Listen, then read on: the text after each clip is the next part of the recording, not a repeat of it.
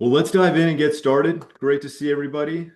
My name is Jake Gordon. I'm the co-founder and CEO of Notify. I'm joined here by an absolute rock star panel, and we're going to be getting into the operator playbook for 2026. Really excited to dive in. Just some quick housekeeping before we get started here. We will send you all of the slides and materials after this.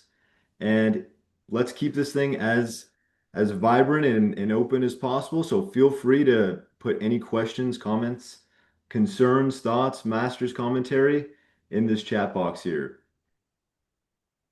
We've got really three big topics that we're going to get into today. We're going to open it up with really what's been the talk of the town recently, all things prepay, going online only, and those pesky phone calls that are just lighting up the pro shops. And really, we have the voice of two operators who collectively are managing well over 70 public facilities.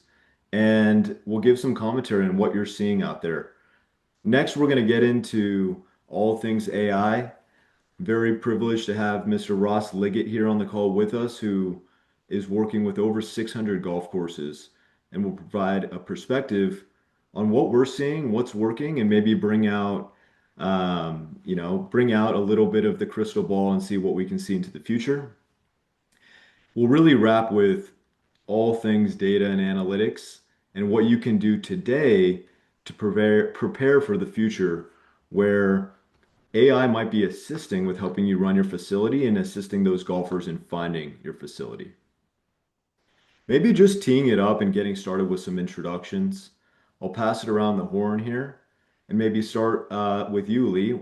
Maybe tell us a little bit about your role today, your organization, and I don't know if you have a master's story, but maybe anything you want to include highlights from last weekend. Yeah, there you go. No, my master's story did not end well because I did not pick Rory at plus 500. So there's that. I'm Lee Finkel. I'm currently the vice president of finance for Coursco. Coursco is a multi-course operator. We have 47 courses throughout the West. The majority of our golf courses are in California, and the majority of those are working with some sort of municipality. That's kind of our specialty. We have private courses. We have other public daily fee courses, but that's really where the majority of our portfolio sits. Um, yeah, and what I'm really sort of focusing on right now is beyond the day-to-day operational stuff and all of the things and think that a VP of finance does, I do. But really, where I'm excited about and focusing on is where our technology is going to go, what our technology stack needs to be today, what it's going to need to be in the future, so that we're prepared to be take advantage and be part of what's happening with the large language model and AI agents, and not be left behind. Rock and roll. Thanks, Lee. All right, Scott, you want to go next? Yeah, good afternoon. Well, my master's highlight, Ross Liggett was there to see it, but it wasn't without a threat to, I think, tie me to the table to try it. But I tried my first oyster at Augusta National, so loaded that thing with hot sauce and took it like a champ. But I don't know how many more oysters there'll be in my future. We'll see. There Um, you go. but my role is Vice President of Sales and Marketing for Landscapes Golf Management. We own and operate a little over 70 golf courses in about 27 states. And, you know, outside of sales and marketing activity, our technology stack rolls up under my umbrella. And because of that, we have launched a new venture called Greenside Tech that I'm an innovator around and working to get off the ground in the technology space. So excited to be here, Jake. Thanks for having me. Great. Thanks, Scott. All right, Ross, you want to round it out here? Hi, everybody. I'm Ross Liggett. I'm the founder of Metolius, and we are a data-focused company. So we have some technology that helps extract, and organize data, and then we have a team of experts whose job it is to help golf courses and private clubs leverage that data to drive business results. And as we now, most of everyone knows, pretty much all AI runs on data. We have largely sort of moved into helping our clients and delivering AI tools for folks in the golf industry to be as efficient as possible. All I guess I right. get to pass it to Jake. Cool. I'll round it out. I'm very fortunate to get to work with all three of these guys all the time. My name is Jake Gordon, one of the co-founders of Notify. Our goal is to help golf courses drive more revenue while delighting golfers and driving as many direct bookings as possible. It's been a very fun journey over the last few years, going from one product, which was our initial waitlist SKU, to today we have about 5 or 6 products, and we're proud to support over 1,000 golf courses with the revenue management goals. And one of the best parts of my job is I get to hear very smart folks like Lee and Scott here bring forward what the challenges and opportunities are that you're seeing on the front line and try and surface some of those insights. And so that's what we're really excited to dig into today. I promise I'm not going to do all the yapping. There's way smarter folks than me on this call, but I do want to set the stage a little bit, which is really it's a grade A problem that the golf industry has today. David Lorenz from the NGF did a really nice job summarizing a lot of this back in the summer, but it's looking at the phone call volume challenges that golf courses, and especially public golf courses today, are experiencing. The NGF found that golf courses receive over 6 million phone calls a year. Now, that's a great sign of demand, right? Because if golf is booming, then folks are ringing the phones. And it's certainly good to be in a business where the phones are ringing too much, right? That's a grade A problem. That said, what my goal here is to show you in a minute is golf may be able to learn from similar hospitality industries that also experienced a lot of phone call volumes and transitioned to a digital and online majority booking process. And hopefully there's something we can learn here from that. The NGF quoted their research saying 70% of the operators found that staff could do higher value activities than answering the phone. The other reason why it's important that we try and tackle this is it compounds the no-show and short show issue that folks on this call and folks across the industry have been talking about for years now. And Ross, shamelessly plagiarizing some of your data here, where 9 to 10% of all tee times we're getting are resulting in a no-show. If you're calling in to book 40, 50, 60% of all rounds, then that just compounds that problem because it's much, much harder to keep those golfers accountable. Few interesting, just quick insights here. The primary reason golfers are calling is because it's, frankly, a challenging booking experience online today. That might mean it's cluttered. It takes 5 or 6 clicks to get to the inventory.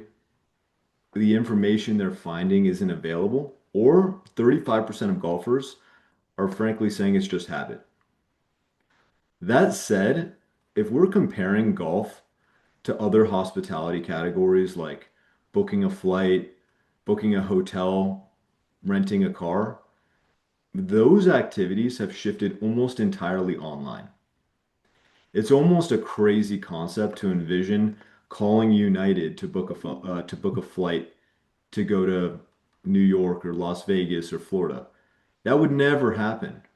And that said, I'm sure if you asked, travelers in 2004, what are you used to doing to book? It's primarily a phone-based system.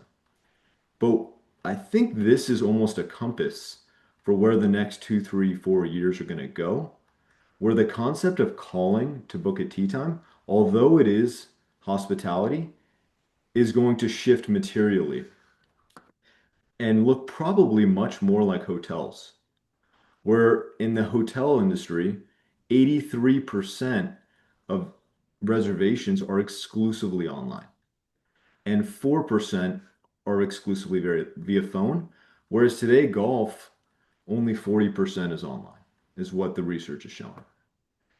So this is a little bit of a starter, but I would expect to see a meaningful transition over the next few years to almost entirely online only.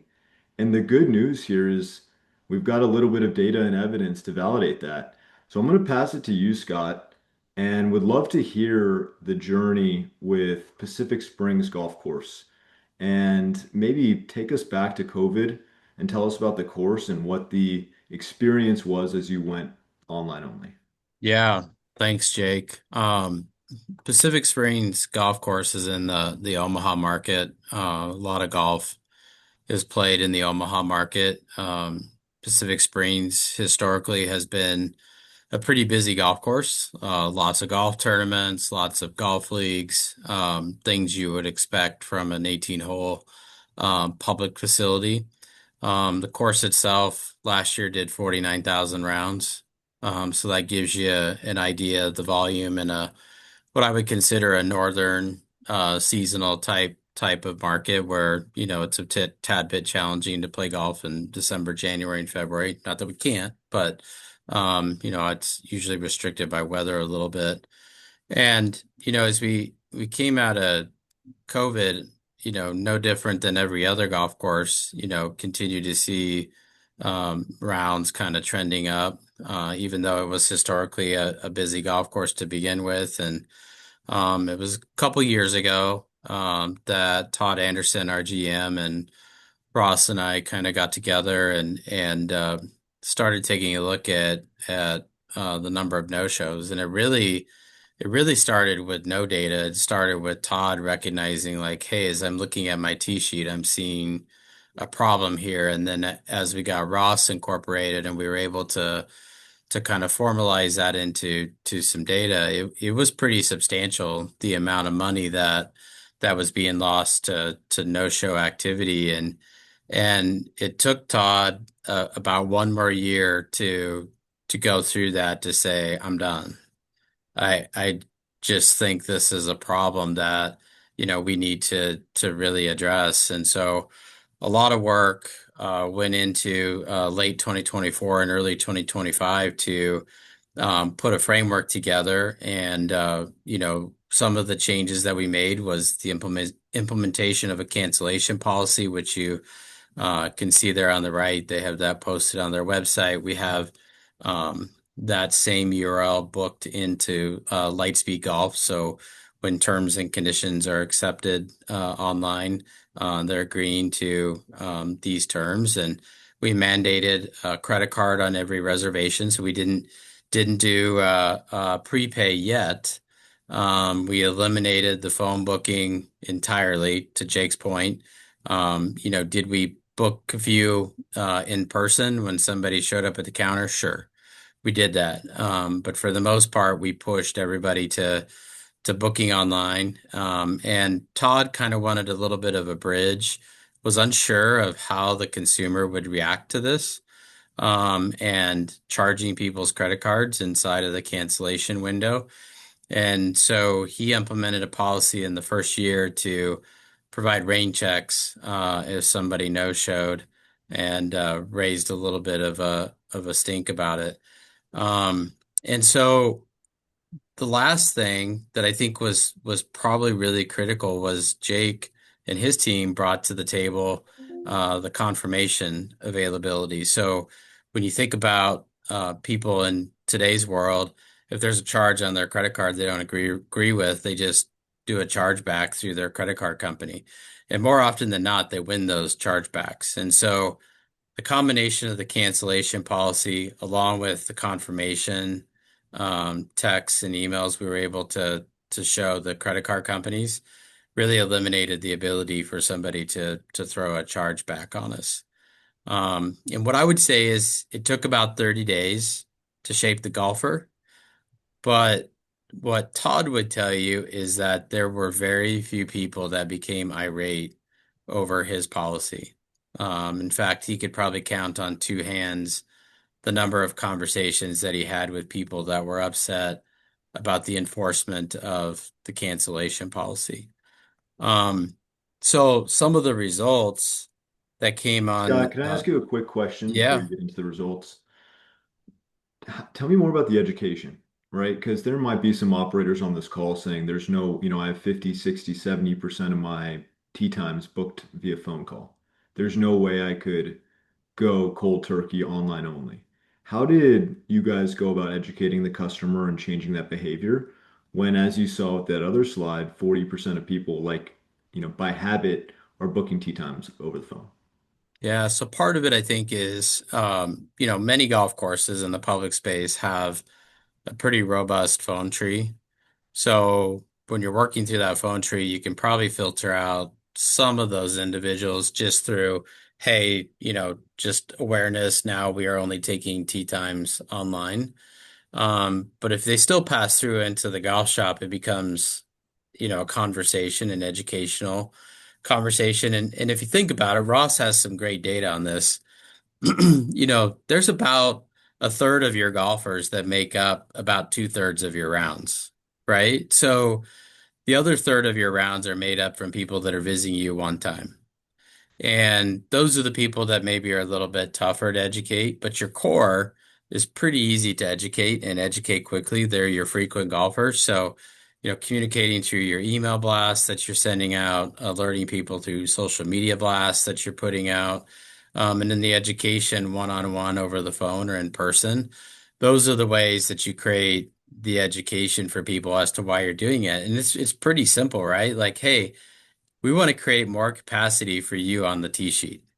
And if we have 10% of our people that aren't showing up and not respecting just giving us a courtesy call, at the end of the day, it's about creating a better environment for all golfers, more accessibility to more rounds.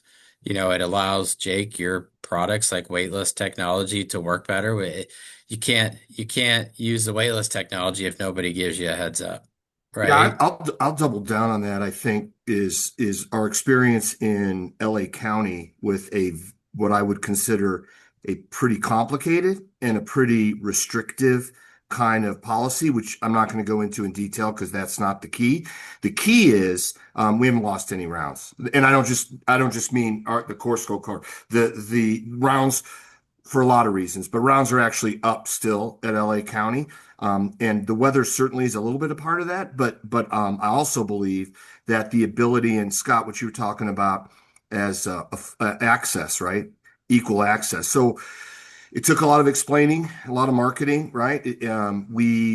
But I think just like Scott was talking about, really getting ahead of it, um, having the QR codes at the counter, helping people actually make a profile if they need it. And while it was a little tough at the beginning, I will tell you that in all of LA County's courses, not including the city, I don't know the city stats, but in all of the kind of courses when we did this, accessibility has increased significantly.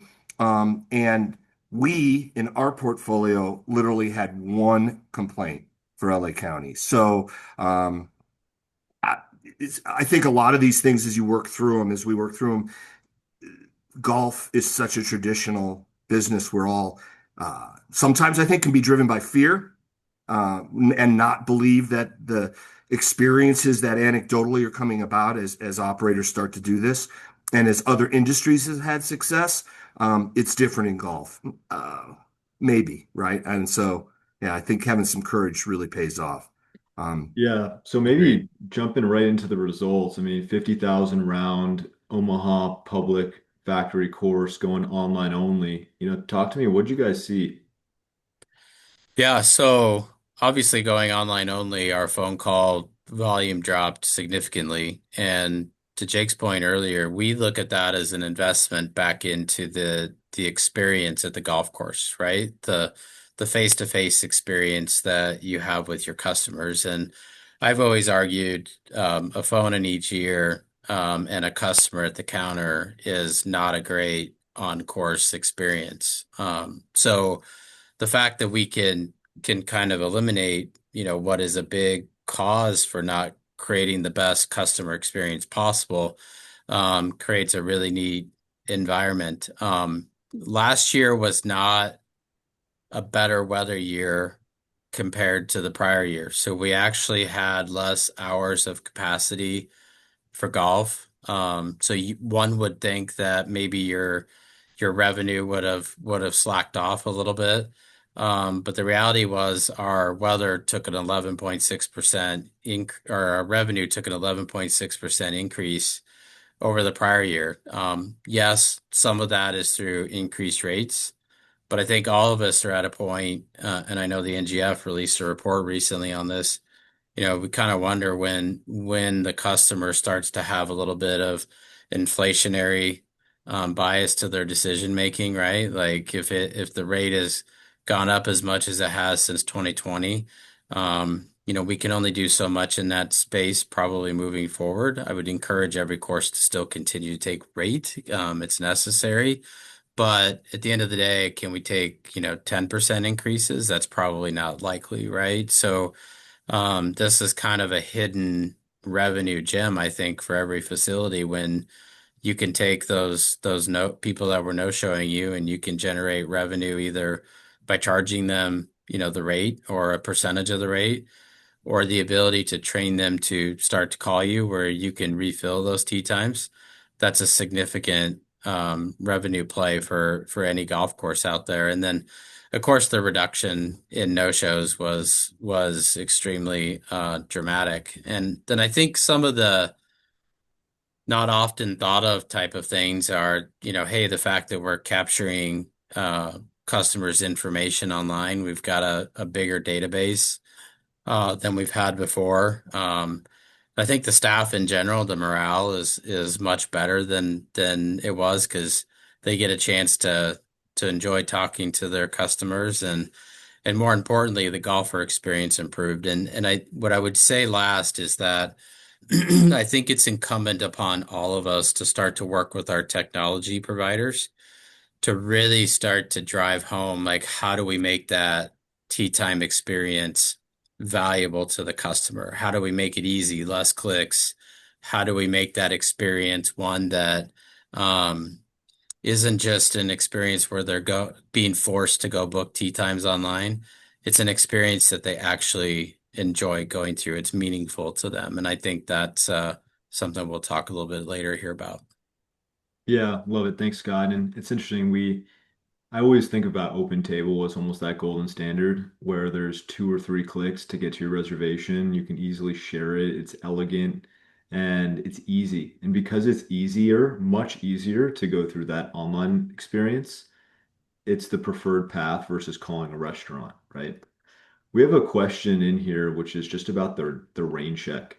Can you maybe double click onto the rain check policy? Did that ease the blow a little bit of some of the golfer pushback? Or maybe talk about just how that worked at Pack Springs. Yeah. So it was intended to be a 1 year experience. It was kind of a bridge, an olive branch that we throw out to the consumer to say, hey, we understand that this is a new policy to you.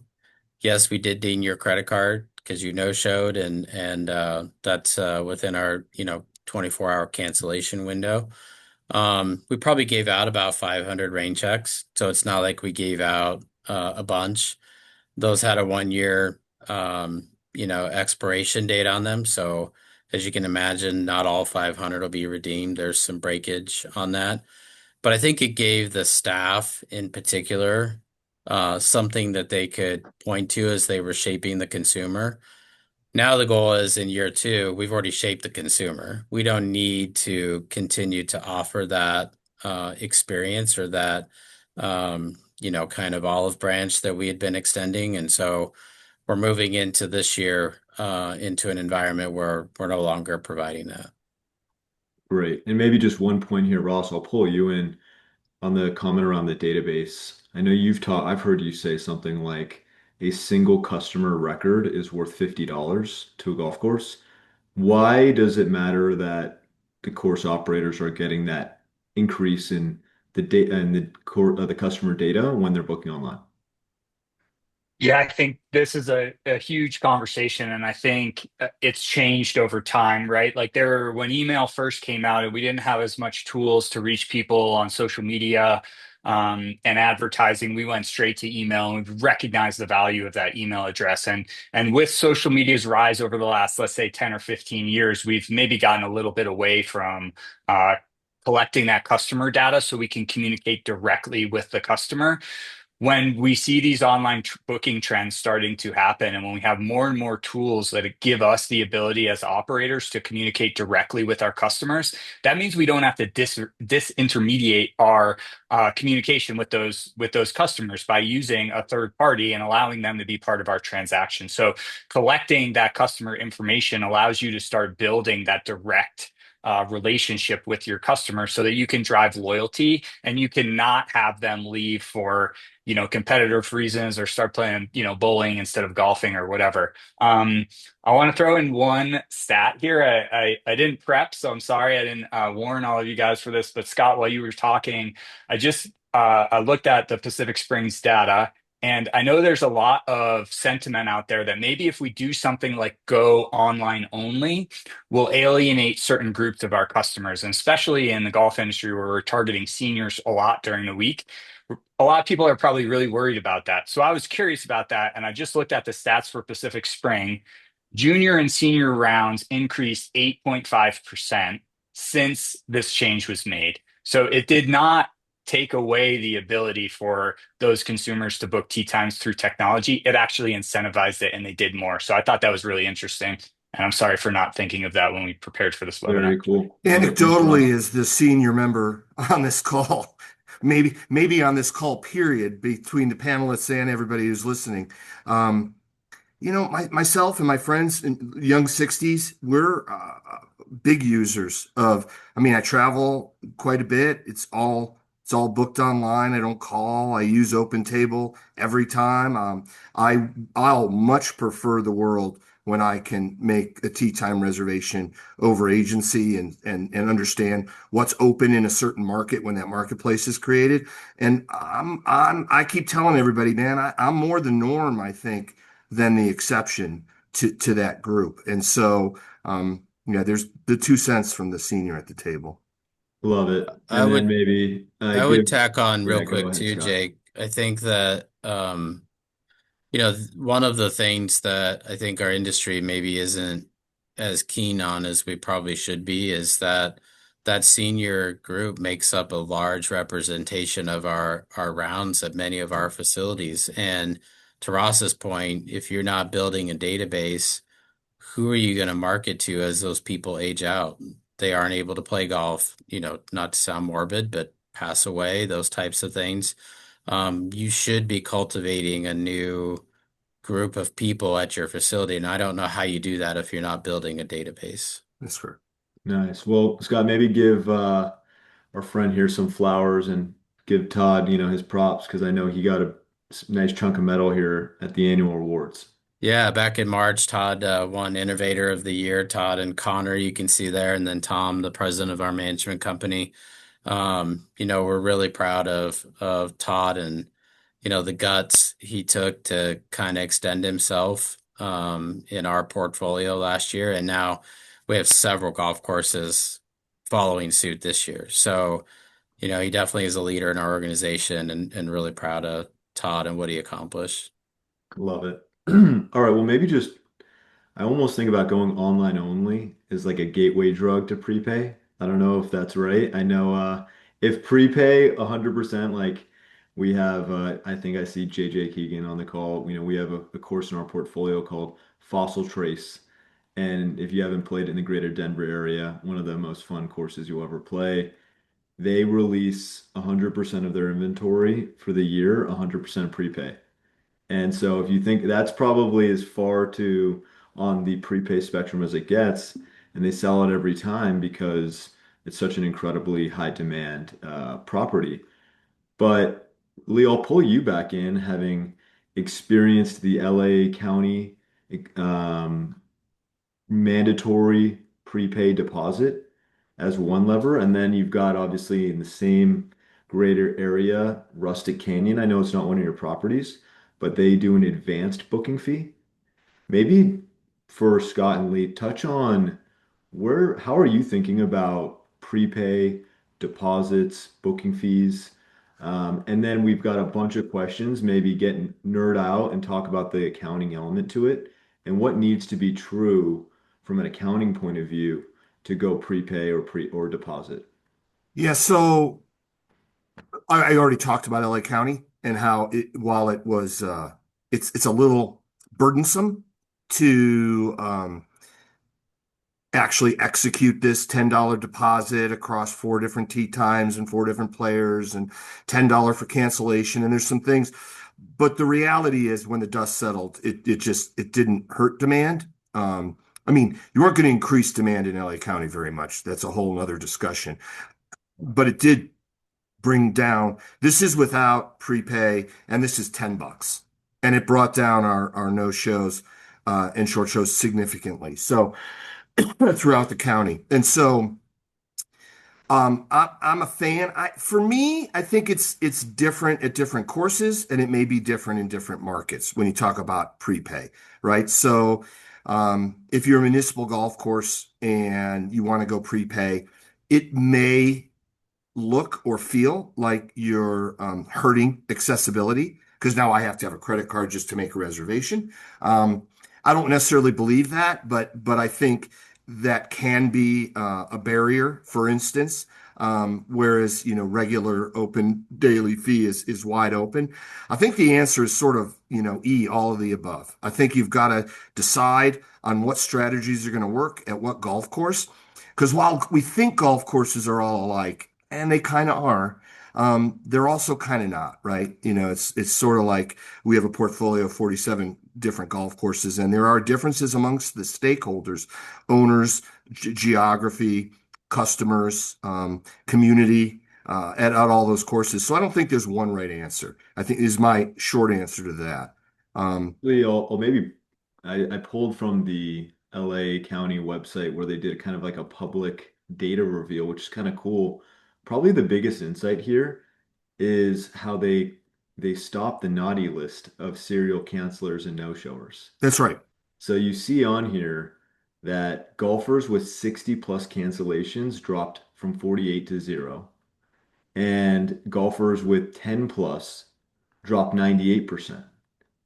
So it really disincentivized that naughty list of the That's right. folks who would book two, three, four, five tee times and then decide day of whether or not they found enough buddies That's to right. join them, Yeah, for which is for pretty sure. interesting. The accounting of prepaid, we probably don't really have enough time to nerd out and go deep into that. But even with this, right, since the $10 is a deposit, it's technically a prepay towards green fee. It's not a cancellation policy or no-show policy, which is another $10.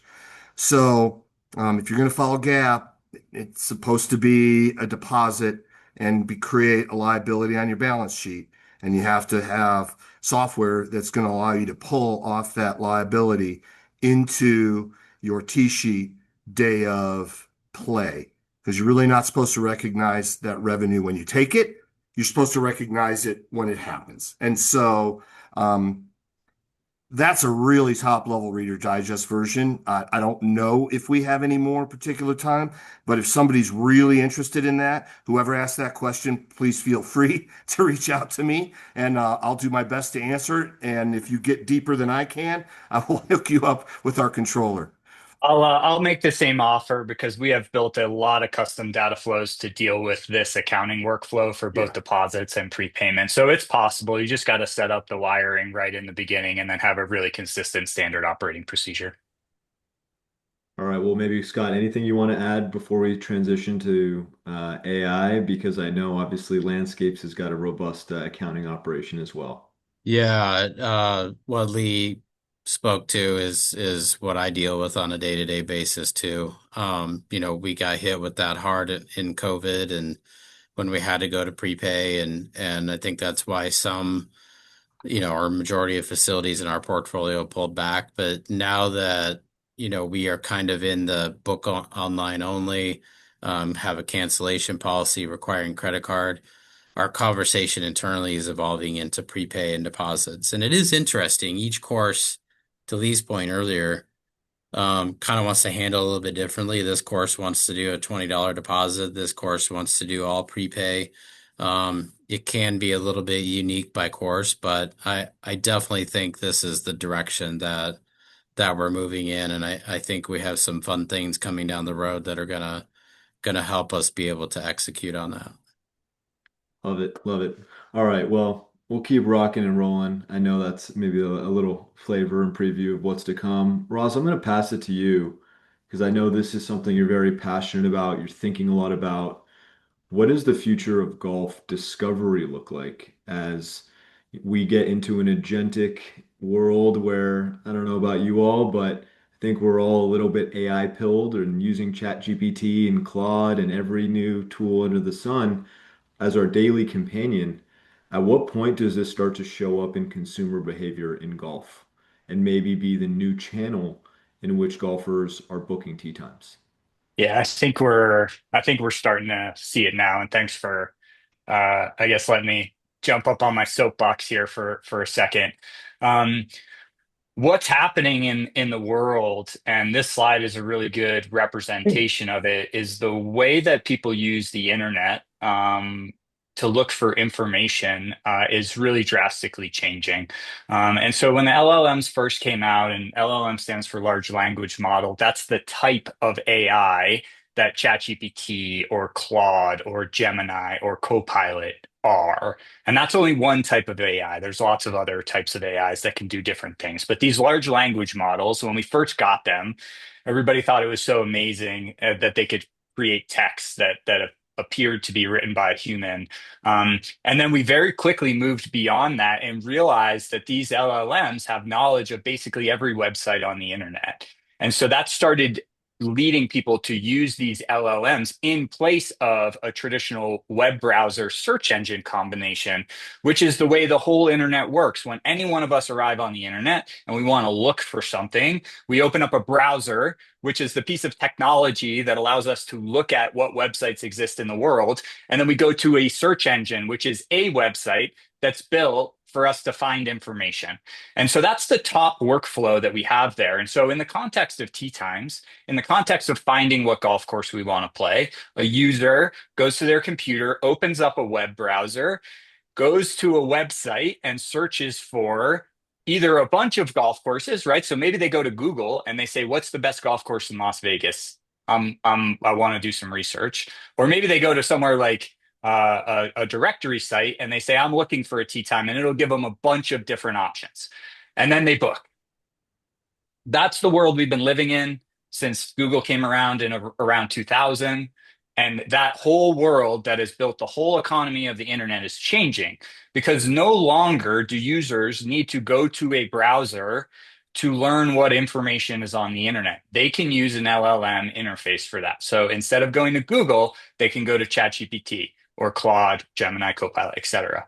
And now what we're learning is those companies are building agents that allow for that technology to interact with your website, meaning the human never goes to your website. They just say, "Hey, agent, what are the best courses in Las Vegas?" And right now, some agents will give them a list of courses and links to websites. Other agents will give them links to actual book at tea time. And in the very near future, it's just going to show a bunch of links to book a tea time, and we're going to be able to book in one click. And that's what's happening. So we're moving in a world where your website, your booking engine is not made for a person. It's made for an agent to book on behalf of a person. And the whole internet is moving that direction. Yeah, actually, I'll show you a quick stat that I pulled here, which is I agree with you, Ross. We are seeing this show up in ancillary hospitality industries. We just saw this stat that 80% of travelers are either already or open to using AI for planning trips. I'll show you in a minute. Google is putting this natively. You could use it all right now into Google Flights, where it's a prompt-based discovery process for finding flights, for finding hotels, for finding things to do. If consumers are using these tools at 80% for planning a trip, why would they not use the exact same prompts for finding tea times, right? And I'll show you this little. Yeah, the answer to that, Jake, is because we haven't created the technology overall in the industry yet to incentivize them to do that. Again, whether it's incentives of no shows or fees or booking or technology fees, or booking fees that then help support the cost of the technology stack that's required. But the answer is the other industries, it's way hard to actually talk to a human, to your point, and book an airline reservation. And it's so easy to do it the other way. And we haven't had the courage to create that as an industry, in my Well, opinion.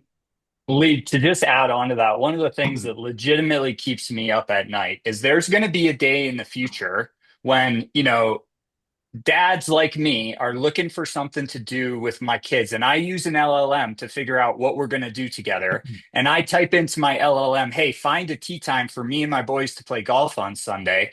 And if our industry doesn't have the ability to show inventory like That's that, the right. LLM is going to come back to me and say, hey, I couldn't find any tea times, but I found you a spot for bowling, or you can go a hike on this trail over here. Those will be fun things to do. Yeah, And that will be or a death sentence. Yeah, or if we don't get ahead of this, like we didn't back 20 years ago, other people will create that marketplace for us, and we're going to then have to pay to play anyway. And so, control over your own end. We talk about this a lot. Ross and I talk about this a lot. Control over your own inventory, being the source of truth for your course, your company, your region of courses. It's not price fixing. It's just it's the ability to get out in front. Because if you don't do it as an operator, I promise you, someone's going to do it for you, and they may not do it in a way that you like. That allows Yeah, us to own our love own it. customer, have our own That's relationship. 100% correct. So I'll show you this. This is live. This is real. This is not a demo environment. This is how Google Flights put out an agentic interface for discovery that connects into the inventory.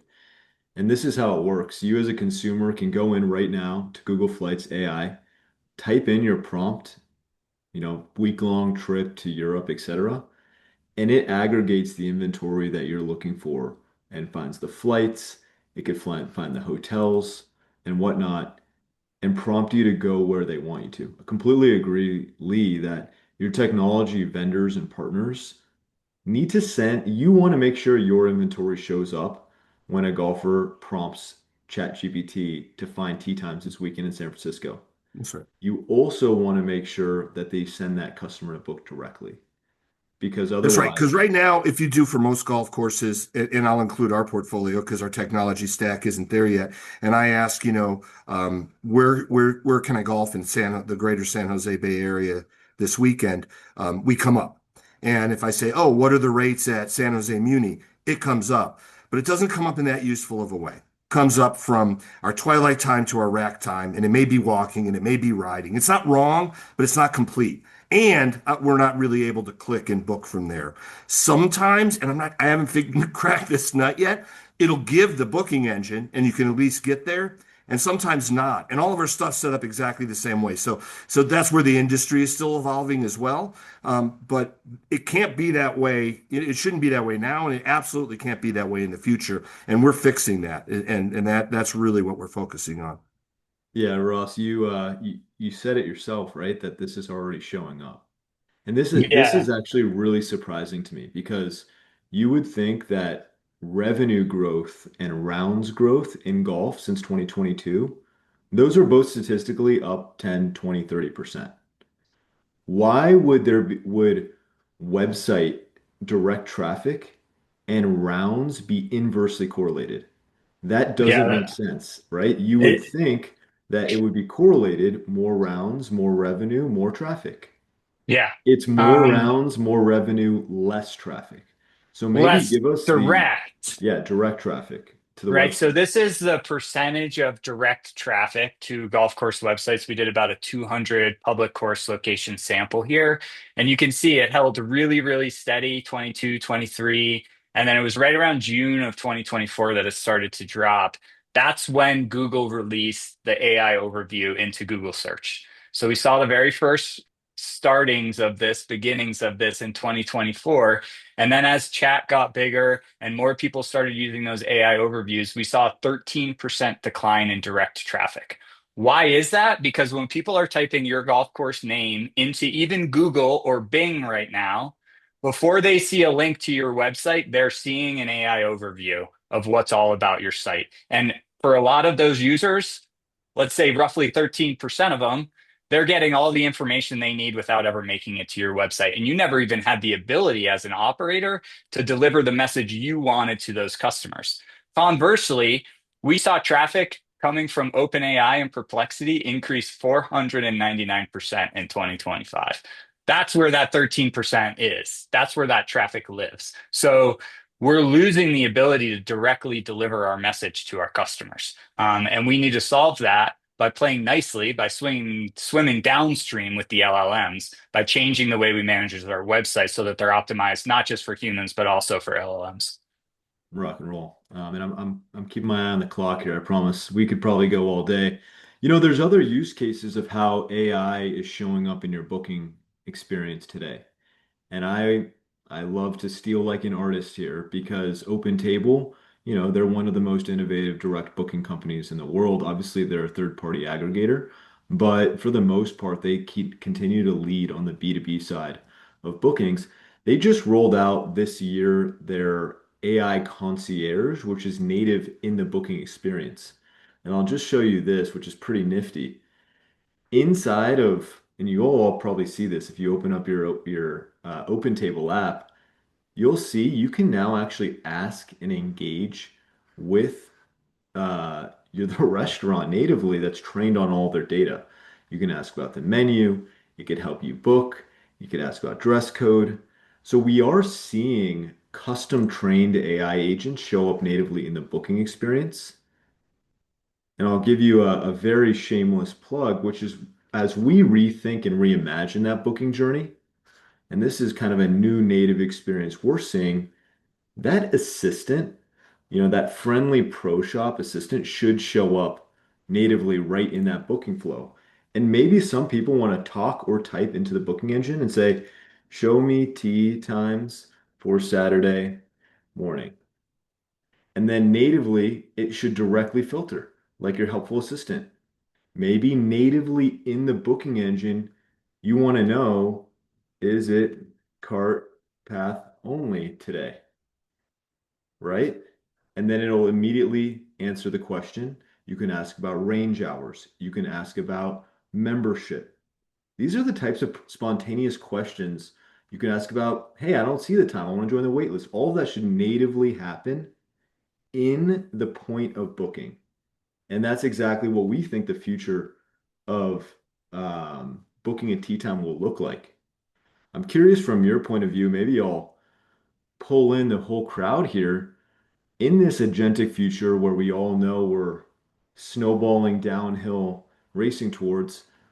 Maybe what's your advice? And I'll pull you and Scott to start. How are you thinking about all of this technology, this change in booking experience, these what are you asking of your technology partners? And what are you asking of your operators as we head into this 2026 season from an AI perspective? Yeah, so, kind of the direction we're going down is we're laser focused on how do we create the best possible customer experience. So if we're going to prepaid and we're going to online only, how do we dive into that and create the best possible experience? And part of that is recognizing that, how a person books a tea time may not want to be responsible for all of the payments, for their buddies. So can we create a social network opportunity where you can easily invite your buddies and have them contribute to the cost of that tea time so that everything is captured prepaid with the right amounts, whether you're a member, non-member, et cetera. We can factor in all of those different experiences. And then to your point, Jake, making that experience easier. So whether that's using the AI assistant, whether it's less clicks, we're working right now on a T sheet that, doesn't require you to log in. I mean, how many people out there, the frustration with going to online only from a customer standpoint is they can't remember their login credentials, right? Like, how do we make that frictionless so that that login is really simple? It's really quick. We can get all the data on players 2, 3, and 4. I'm sure many of you look at your T sheets, you'll see Jay Gordon, guess, guess, guess. and it just goes on and on. And at the end of the year, you wish that you had the data on all those players, but you don't, and you lost that opportunity. So, and I think eventually, pulling in rewards and some of those types of things, so people can redeem those right in the booking process, I think will make that flow even better. So I'm excited about the future because I think we have providers that we're working with that are going to help us get there. And it's exciting for me because on our Green Side Tech brand side, it's going to be a nice piece for us to be able to sell and help people get in modernized technology. Yeah, and maybe double clicking there, Scott. We got a question from Landon, so I promise this isn't a tee up, but maybe tell us. It says, in your opinion, which GMS vendors are you using for an agentic future? So maybe what's in the bag at Landscapes from a GMS point of view, but also how are you thinking about, from a green side point of view, putting together all the different pieces of the puzzle that make this work? Yeah, so about 7 years ago, we made a major transformation to really move our entire tech stack into the cloud. So we went away from server-based systems. We moved into Lightspeed Golf, which we knew at the time was at a certain point, but we were confident working together we could advance that pretty quickly, and we have. Lightspeed is tremendous in the restaurant and retail space. And more recently, we've started working with Jake and his team to modernize the T sheet. That's where we felt like there could really be some modernization. So being able to work with Lightspeed, with Notify, to build out a T sheet that has all these bells and whistles that we're looking for, has been a tremendous experience for us. And we're excited about where that's going to take us in the future. But what I would tell every person is start by getting yourself into the cloud. Start by getting your data organized with a guy like Ross. Start by making sure that your staff understands the importance of good data collection. So, that might mean adding a customer to a restaurant charge that has always historically been a cash sale so that you can get more of that lifetime value data on that customer. It might mean getting the other three players in the tea time. But really excited about, I think, what we've been able to accomplish with some of our partners and where we're going in that space. Love it. All right, Ross, I'll pass it to you. What about your perspective? Maybe two-part question. A, you're an operator sitting on this call, hearing about AI everywhere you go. How are you thinking about managing, making decisions, blocking and tackling, but also maybe dialing up the ambition a little bit? And then B, what's in the bag? I know Matolia is your technology vendor, but how are you thinking about a modern tech stack and what you're seeing from your highest performing customers? Yeah. So obviously I'm biased towards the world of data. I'll get back on one of my soapboxes here. Like your golf management system, whichever one you're using, its purpose in the world is to be a place that makes it easy for you to store complex business data. Like that's what it's for. And so, in terms of which systems are best for AI, there's kind of two lanes. There's the lane of AI built into that golf management system, and every system has a priority and are implementing different things into their system right now. But on the other side of the equation, if you want to use AI, if you want to understand how AI can be beneficial to your business, that AI must have access to your complex business data.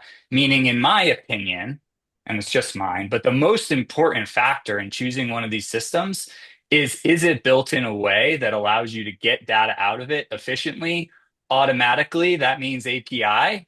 And as we move into the future, adding another acronym to that, which is MCP, which allows that API to be used by a large language model. So if I'm looking for a GMS system, do you have an open API? Can I get access to my data so I can build my own workflows from it? And then two, are you preparing for the agentic future with things like MCP, UCP, agentic commerce protocols, and things like that? On the other side of the equation, I think in the way that I look at the market, we've spent the last 7 years organizing golf data in this very intricate and specific data model that allows humans to be able to quickly understand what's happening in their business. And the next step for us is to empower our users with also giving them the ability to use AI on top of that data. And so we have lots of really cool things coming from a reporting standpoint. But I think the big opportunity is using that data to create automated workflows. The days of worrying that when someone lands in your T sheet, does that email address make it into your MailChimp? Like those days are over. Because if you have access to your data, you can have an integration that does that instantly. You can do it yourself. You don't need to pay an engineer. So we're really excited about the ability to create custom workflows and really understand the business using the data that comes out of your GMS systems. Yeah, Yeah, I'll double down on what my you final said. take on this would be from an operator Go ahead. standpoint is you got to think about it, you got to study a little bit, you got to read, and you got to start doing something to prepare. And you have to start doing something. I think I look at this as like any other big project, right? It can feel completely overwhelming if you think this is where I need to end up and here's where I am today. And from my perspective, it's about creating some timelines and some urgency around getting some things done that walk you towards that, right? And the industry's still evolving, how the whole agent marketplace for tea times. I think everybody knows it's going to be there, but I don't think it's really settled yet and all that. That doesn't matter, right? And what matters is like with inside the booking engine, what can you do to make all the best and most seamless, transparent experience for your golfer all the way from booking to when they hit the first tee. And so that's really what we're focusing on is that journey, right? It's really a journey, and you can't get put off by what seems like the enormous of it all. So Love it. Yeah, and one thing you said, Ross, that resonates, again, we're not a GMS company, but we work with many of the big ones out there. And the importance of that open API, maybe some course operators don't know necessarily what that means. An API effectively is whether you have a walled garden or an open garden as a system of record. And if you're an open garden, which is effectively the open APIs, and we'll name a Lightspeed, a Club Caddy, a 4Up, Club Profit, and some others that collaborate in the ecosystem. The value of that is it opens the door for entrepreneurs like Notify, like Metolius, like others, to really specialize and focus in areas where maybe that GMS company doesn't have the resources or interest or awareness to focus on. And a perfect example of this is Shopify. So I'm sure you've all heard of Shopify, seen Shopify. They are the infrastructure for small business shops around the world. They preach from the rooftops the importance of open APIs. There's a company called Klaviyo, which does email marketing for small businesses. They're doing over $2 billion of revenue building on top of the Shopify Open API just in their ecosystem because Shopify never had the time, energy, or interest in getting into that marketing space. So it's an example, and in golf, it's the same thing. Push your provider to collaborate, or those that do, like those named on this call, are going to have the opportunity to surpass them on innovation materially. Um, all right. Well, I recognize we're a few minutes over. I'll see if there's any other questions in the group here, but maybe while I do that, I'll just kind of tie the different dots together of this conversation today. We started talking about going online only, right? Imagine that as a little bit of the crawl, right? Of going into this experience. Because frankly, if you're not going heavily online only, then it becomes much more challenging to get into the AI booking journey, right? And having that be a key part of the discovery process. We talked about the importance and potential value of exploring prepay if you're high demand to mitigate some of those phone calls and cancellations and no-shows, right? And then lastly, we've talked about where the world is going. We're seeing web traffic go down in direct visits to websites, while agentic discovery is exploding exponentially. Other big technology companies like Google and OpenTable are doing this. And today, your technology partners should be doing this as well, just like we're doing with the folks on this call. And hopefully, in the words of Lee, just do something and just get started, right? I guess it's like that elephant line, one bite at a time. But overall, I think now is the time to prepare and think about the future as we're in a bull market. We don't want to wait until we're in a bear market and the well dries up to start to innovate and prepare for the future. So again, maybe if I'll go around the horn one last time. If folks on this call have follow-up questions, I see there's 14 unanswered questions. If somebody wants to talk shop about their operation, maybe starting with Lee, where can we find you? And what's the best way to get a hold of you if they want if folks Uh, on this call have questions? yeah, you can send me an email. It's L Finkel, Finkel at Coursco.com. Perfect. Scott, maybe what's the best way to get a hold of you and what should folks reach out about? Not at an oyster bar, but S. Wellman at landscapesgolf.com.